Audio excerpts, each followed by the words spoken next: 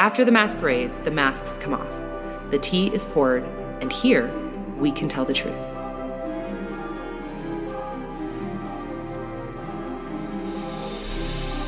Using the Unmasking Diary to explore the everyday process of neurodivergent autistic unmasking, author Natasha Stavros, PhD, speaks with licensed marriage and family therapist Sarah Liebman, diagnosed ADHD with special interests, all things neurodiverse.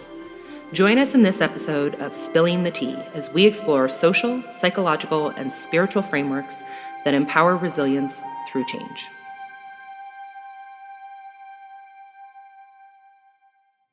As a reminder, this podcast is for educational, informational, and entertainment purposes only and does not constitute counseling, psychotherapy, or mental health services. Listening to this podcast or communicating with the host and guests does not form a therapist-client relationship. The information here is not a substitute for professional advice, diagnosis, or treatment. Always seek the advice of your own mental health professional with any questions you may have regarding a mental health condition.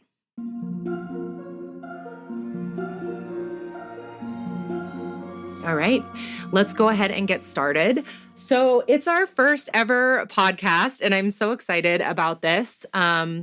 We talk all the time about these things, and now we finally get to talk about them officially. Yeah. Which is really fun. Yeah. And so actually where I wanted to start with today's podcast and the first episode ever is really this question of when do you know when to get an assessment? Yeah. Because I just got diagnosed autistic on February 19th, and I started the process on January 26th. So it took a little over 3 weeks. But before I even took the assessment, you and I were walking every day. You know, we walk our dogs. And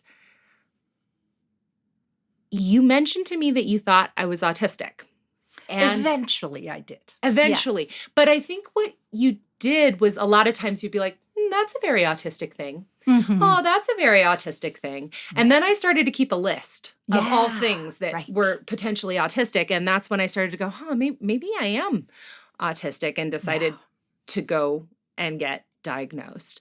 And so, but before we keep talking about because we're more conceptually, you also have been diagnosed neurodiverse. So what was your experience with getting the diagnosis later in life? Well, there's two parts to that. One is that I never sought the diagnosis because I was seeing a psychiatrist for severe postpartum depression. Not that I had psychotic features, but by the time my kids were 4, I was still it was such a grind and it was not great. And so first we addressed the depression. Then we started to, he gave me Wellbutrin for the depression, and that helped this much. And honestly, I was kind of afraid of using stimulants because, I didn't know anything about them, right? And I also subscribe to the cultural trope of ADHD as a moral failing of will. And so, I remember the day, I'm sitting there and I'm like, this is better and this is better, but I still can't do anything. I'm always just big ideas kill the idea before I even get close to it. And he said, well, tell me what you were like as a kid. And I was like, well, I just mostly looked out the window, and then I would have these sort of flashes of brilliance, but also everybody thought I was really weird, and on with the usual. And he said, that sounds like ADHD. And I was like, oh, because I just thought I was a person who didn't love people enough to follow through on things that meant something to them. I always thought I was lazy but smart, the willful child of older parents. And so when it came that day, I just felt like, like in the old train stations where the numbers click over before digital. That was what it felt like. It was just like things just started clicking. And as I looked into it, I thought, oh, I've been in this tug of war with this. So eventually he, was like, I really think stimulants would help you. And it turns out I had a friend who'd been taking stimulants for quite a while. And it was shocking that the traffic jam in my brain every morning became like a traffic circle with a lot of cars in it instead of just like a traffic jam with like collisions happening. So it was energizing, but it was also, part of that clicking was seeing all the ways that like I had made choice after choice based on, well, I can't do that. I don't want to let anybody down. I'm going to do less and less and less. So to see all of the life I didn't ever have a chance to have. So, I mean, I guess it's been about 10 years, and it's like, it's probably the best thing that's ever happened to me specifically. There've been great things that have happened in my life, but like in terms of my own identity and my own ability to like figure out why I can't do something or figure out how to do it, or, and it's been, when you were describing the day that you got your diagnosis, I was thinking, yeah, that's like the day when the next part of your life really started, right? Yeah. And that's what it feels like when something just comes into focus. Yeah. And you mentioned, and I'm bringing this up because it's something that is true for me too. And we actually talked about this before starting this podcast, was you mentioned believing this story, that you didn't care enough about people, that you just weren't good enough. You weren't smart enough, right? And you really believe that narrative. And for me, I really believe this narrative that I'm a bully, that, I'm not a team player, that, I have malicious intent. Yeah. And that I'm just a really bad person. And I think one of the things we talked about was that moment, that breaking point when you decide like, okay, something's got to be different, is when you decide that there has to be a different story. Well, I think it's that the story just breaks. I mean, breaks is such a good word for it. It's like, the story breaks under the pressure of something real, like the lotus that spends all the time under the water gathering its nutrients and strength, and then it comes up through the water and it battles its way up. It's like that. It's like when truth arrives, you'll be reckoning with it, but the groundedness that comes from truth is so different. And I think, for both of us, the carrying the burden of trying to figure out why we were so bad when actually we didn't feel those things that people would assign to us about what would happen in our lives. Or, if anything, I think we both care so deeply that is like the gaslighting one has to engage in order to try to make that narrative work, is its own trauma that one has to, find a way to, reckon with and to move forward, Mm-hmm. Yeah. And I think part of that trauma is the feeling misunderstood. Yeah.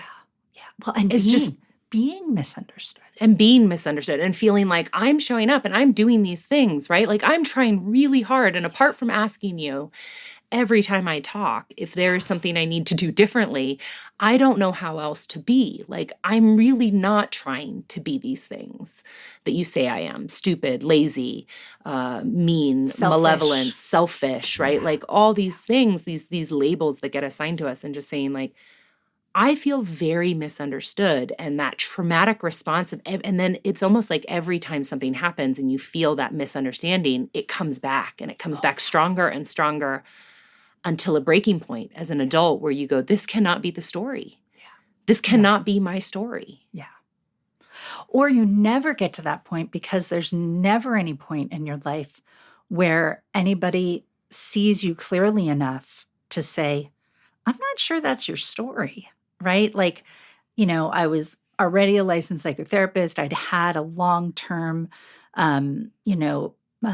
therapy with someone who was, helped me tremendously. And to her credit, like ADHD was not as thought of in relation to generalized anxiety disorder. And she actually never diagnosed me with major depressive disorder, which was really valuable, right? And so if that psychiatrist hadn't had that kind of ability to keep looking for something that could help me feel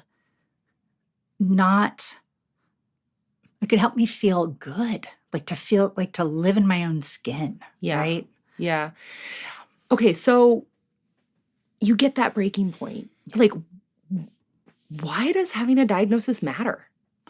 Well, Right? it's an Like- outward expression of an inward truth, right? Like, So unpack that a little bit for me. what that means is when we get partial diagnoses that do help us, then we get sort of some relief, but it's like a lock on a safe where you get, oh, the person's listening to it and they get a click and they get a click and then still not opening. Why is it not opening? Is that little part of the lock like not catching, but once something catches, the story finally makes sense. I mean, I think that's, one of the things that the longer I am a human and know humans and work with humans is that, like, when this comes into focus, whatever diagnosis it is, the person experiences freedom. The whole diagnosis. The whole diagnosis. Not You just get the partial small- piece, the right. whole thing. And the neurodivergent diagnoses are especially important, especially for women diagnosed as autistic or autistic and ADHD, because, like you, someone who's very accomplished in the work world, in the scientific world, all of the markers of like what this means you have succeeded. This means you are happy, blah, blah, blah, blah, blah, right?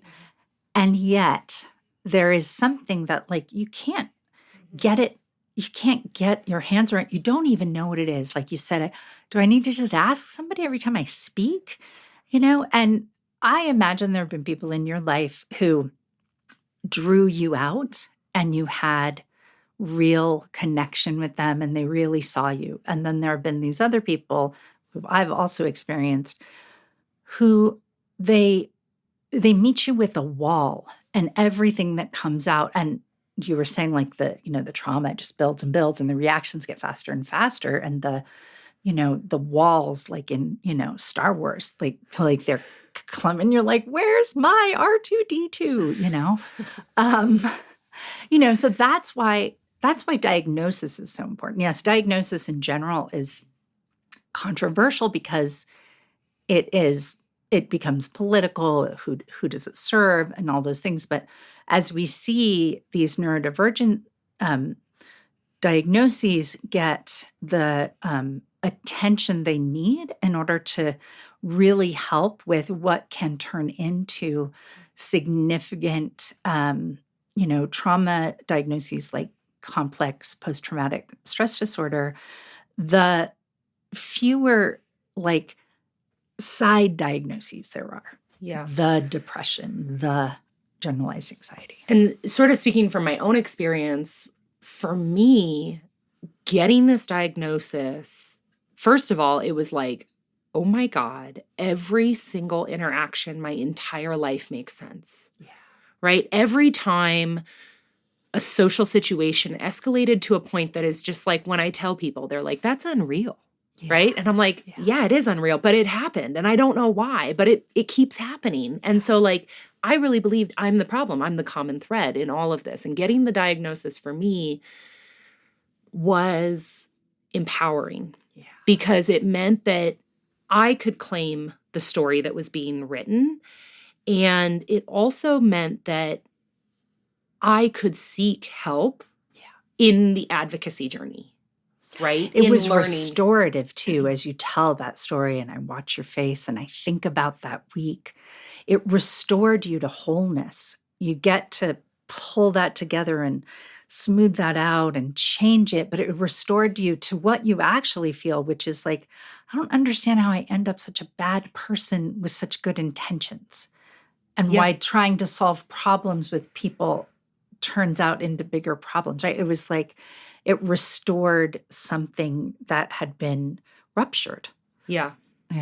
Yeah, it definitely creates a complete story, even just for myself, right? Like, imagine living your whole life really believing that you are fundamentally wrong. You were born wrong, that there's nothing you can do that is right. I mean, you just feel depressed, right? You feel hopeless. You feel suicidal. You're like, everyone would just be better off without me. I'm a burden, right? Like, and it just escalates. And the more frequent it's this cycle. And the more frequent this happens, the faster you are to jump to that place. Right. Because it just is, it's like, what is it? Scientist person, like it's proving the null hypothesis or something, right? Like it's because until you have a better, scientific question, you only have the question that's there, which is, am I bad or am I good?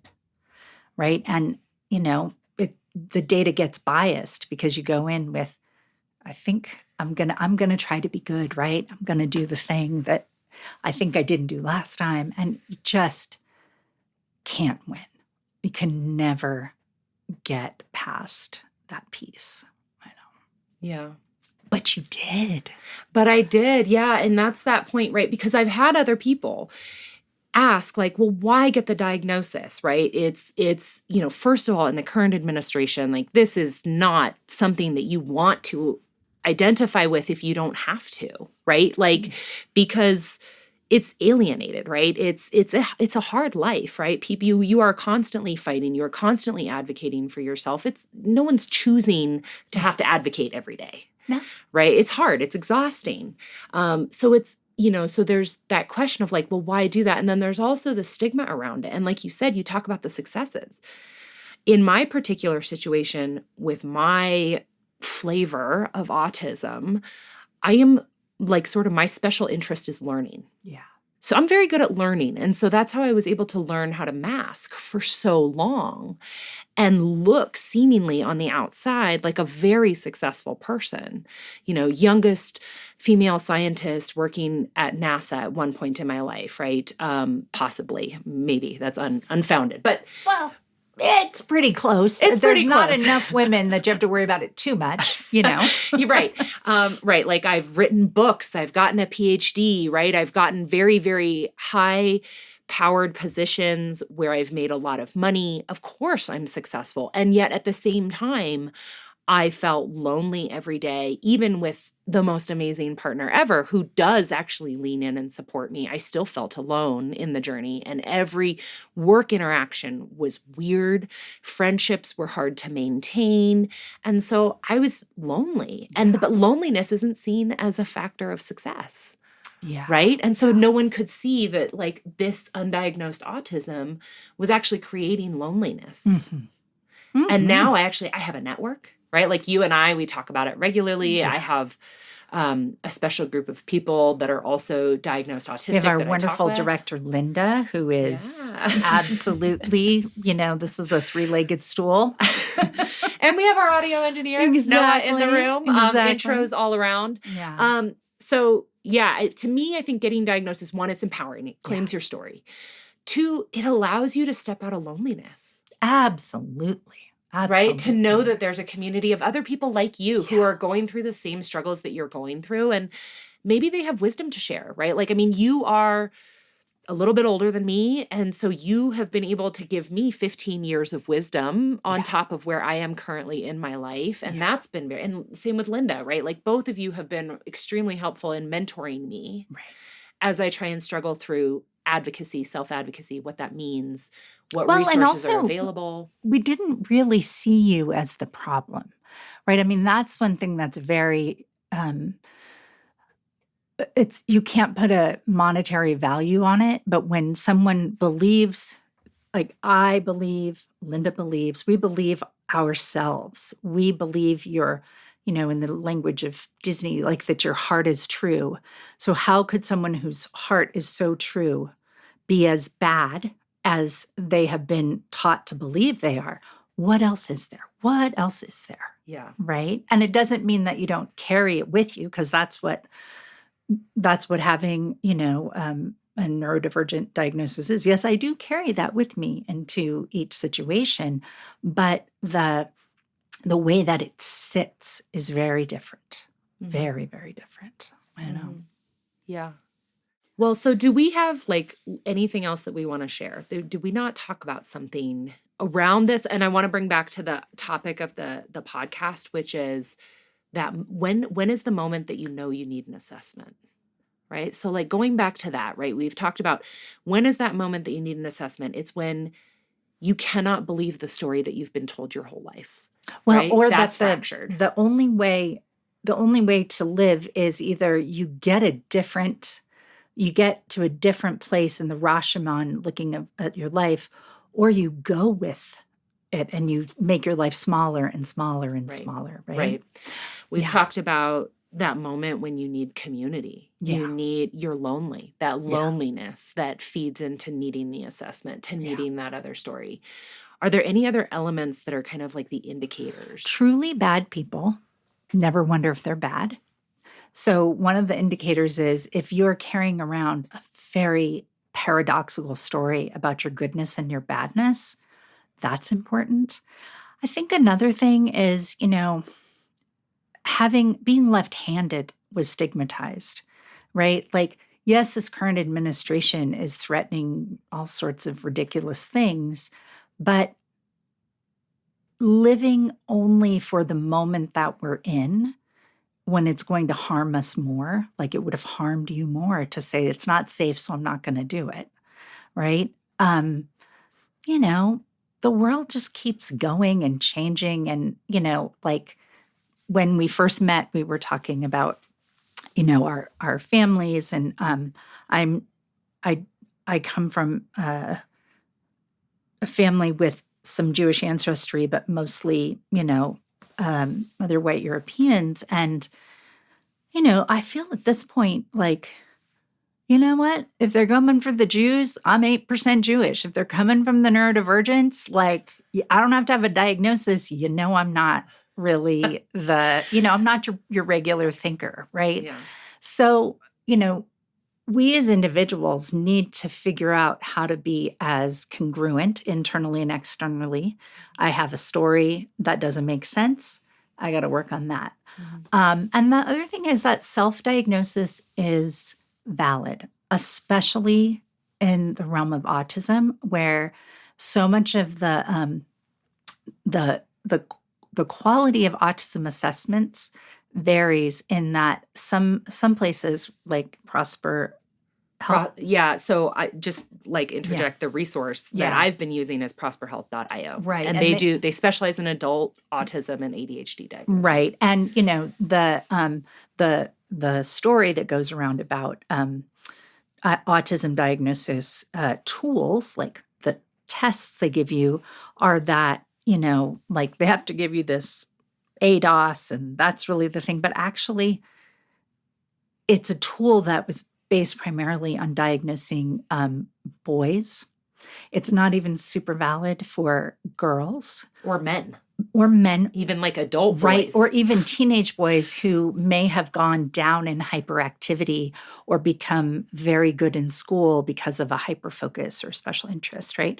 So, if you are in a position to get a diagnosis, look at what are the things that they put into it. Like, one of the things that's very confusing if you're looking for an ADHD or autism diagnosis is that not everyone does a sensory profile, because the sensory profile, especially in autism and also in ADHD, has gone in and out of the diagnostic criteria. But we now know that everyone who is on the spectrum has heightened sensory difficulties, and they're not all the same, blah, blah, blah, blah, blah. So, I think that the most important thing is I have a story that I can't live with because I didn't feel bad and mean and selfish.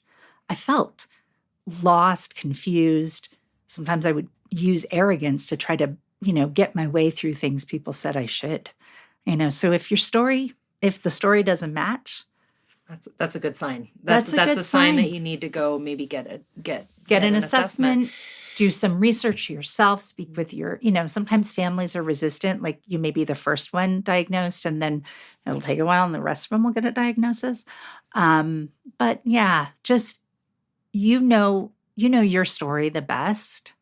Yeah. Right. And there's always a bias against, like giving, it's like, oh, it's just a little bit of cancer. It's like, no, it's kind of a lot of cancer. Can you just talk about it? Like a lot of cancer. Yeah. You know? Yeah. So, and we'll talk about that in future episodes. Yeah. We're going to talk about all these different threads, and they'll come up time and time again. And that may shift and evolve.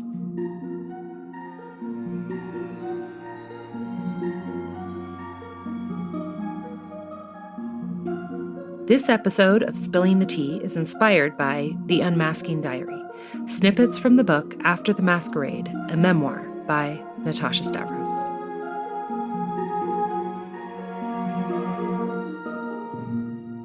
From Misdiagnosis to Clarity, when adults should consider an autism assessment. In 39 years, I never once identified as different. I was conditioned to comply. I identified as outside, and that something was different for me than for others.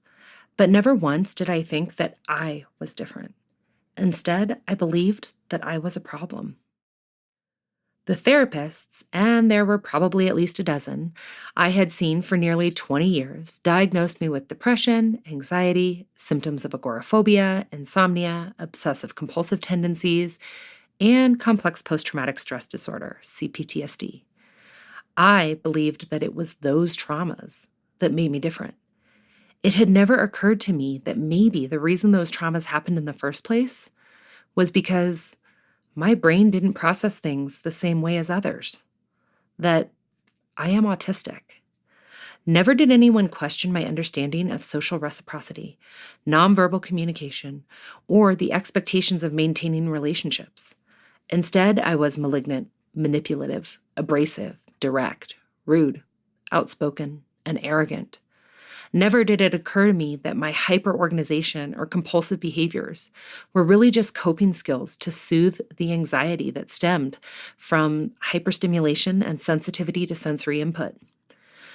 Not once did anyone question that my insatiable appetite to learn was a special interest in how the brain collected and processed information into knowledge and wisdom.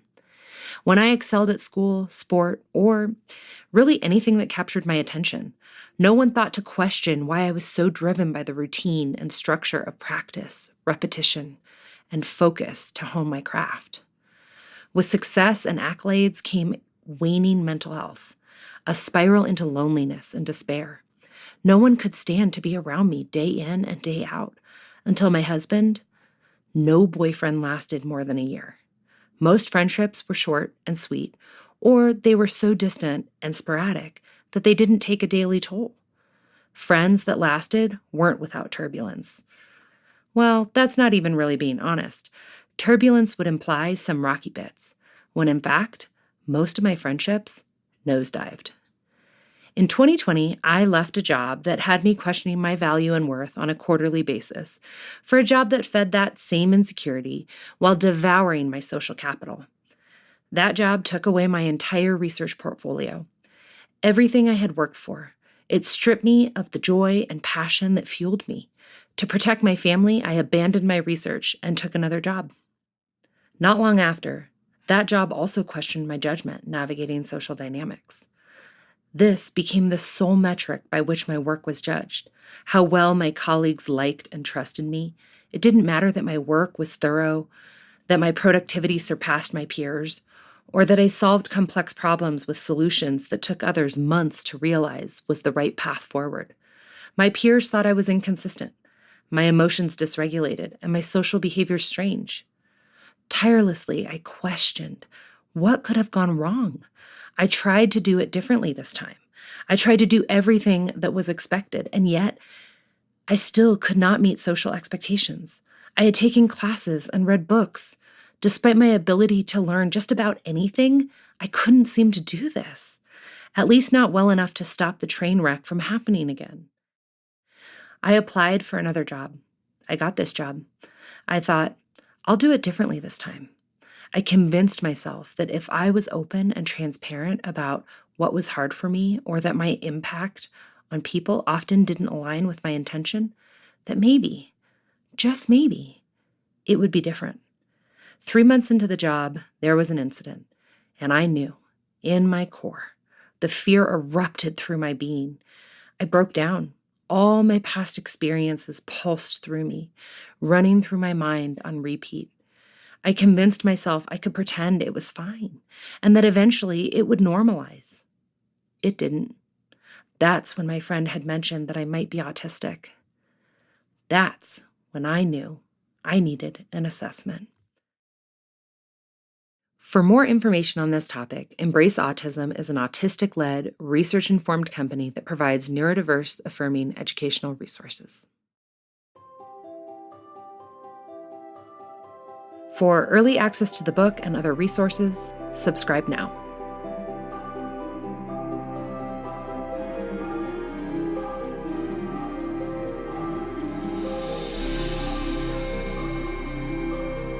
Thanks for joining us today on this episode of Spilling the Tea. I'm Natasha Stavros, co-host and executive producer, here with Sarah Liebman, co-host, Linda Highfield, director, and Noah Smith, audio engineer and composer.